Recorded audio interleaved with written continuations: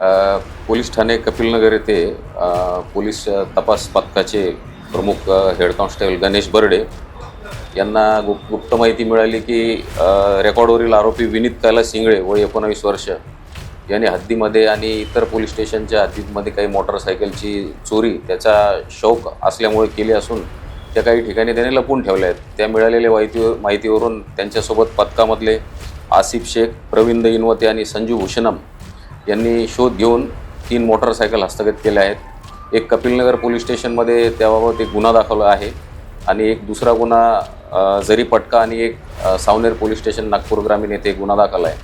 तर आरोपीच्या ताब्यातून 3 मोटरसायकल हस्तगत केलेल्या आहेत। आरोपीला आज आम्ही कोर्टासमक्ष हजर करणार असून त्याच्याकडून आणखी काही मोटरसायकली हस्तगत होतात का याबाबत आणखी तपास करणार आहोत। त्या गाडी घेऊन काही वेगळं होतं काही असं नाही, आरोपी यांनी गाडी कुठेही विकलेली नाही। त्याला एक शौक म्हणा किंवा एक आवड होती। तो कुठेही गाडी घ्यायचा, चोरी करून चालवायचा, काही दिवसांनी एखाद्या ठिकाणी सोडून देत होता।